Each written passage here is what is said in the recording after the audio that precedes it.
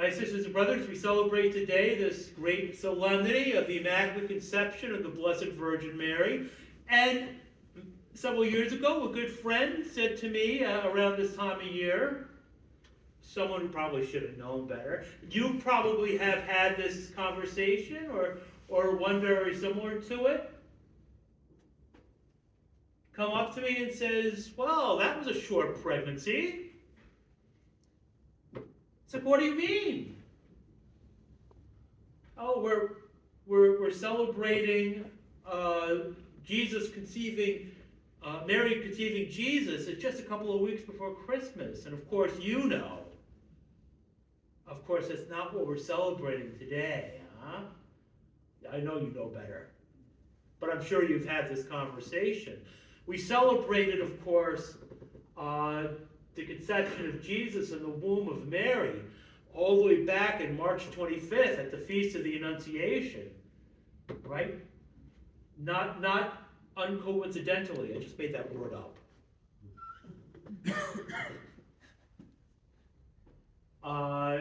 9 months before Christmas, March 25th, and of course 9 months from today, we celebrate the Nativity of Our Lady. What we celebrate today, oh my sisters and brothers, is this miraculous conception of the Blessed Virgin Mary through the vocation of her parents. Tradition tells us the names of St. Anne and St. Joachim. These holy married people exercising their holy office, yet conceiving this wonderful child, and yet through, we'll hear in a couple of minutes when we have the prayer over the offerings, their prevenient grace, that through the death and resurrection of her Son, she was able to be conceived without the sin of Adam, without the sin of Eve. She was able, through the graces that she received, this the ability that she needed to exercise her great office, to exercise her great ministry, to be without sin for the entirety of her life. And the Church has always, in one way or another, known this, but it needed to be at one point defined dogmatically, and it's recently defined dogmatically as far as church history goes. 1854, right? Blessed Pope Pius IX declared that by a singular grace and privilege, Our Lady was preserved free from all stain of original sin. And it is important for us to celebrate this great Immaculate Conception.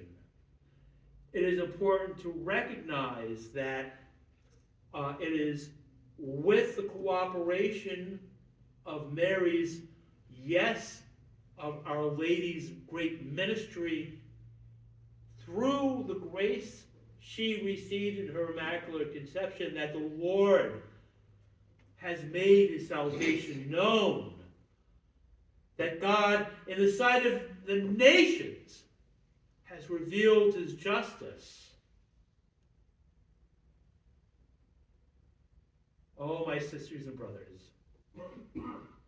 we celebrate in a special way the Immaculate Conception of of the Blessed Virgin Mary. But of course, we probably celebrate it every day in one way or another. We at least pray one Hail Mary every day, right? At least. And doing so, we echo the words of the Archangel Gabriel.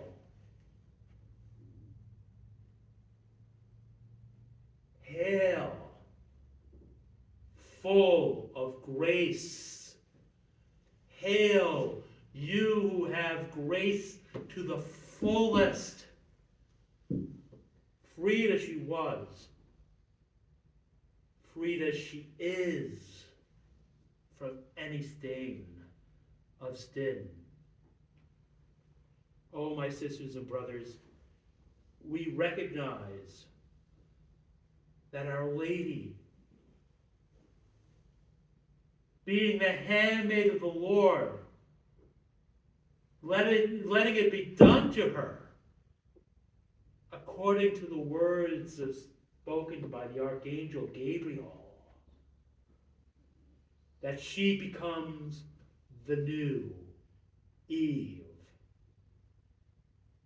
And while we wonder, as we should, at her great office, her great ministry as Mother of God, oh, my sisters and brothers, because of God's great gift to us, this new Eve becomes the mother of all the living, becomes the mother of all of us. Great wonder, sisters and brothers. We have a lot to celebrate today. And so we celebrate this great mystery, we celebrate this great gift.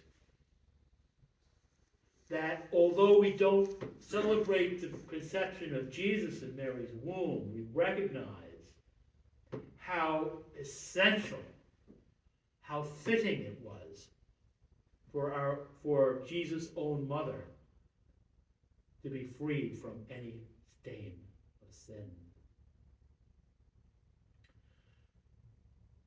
We celebrate this great solemnity as we prepare for Christmas. Let us spend a little time tomorrow. It's the Vigil Mass today,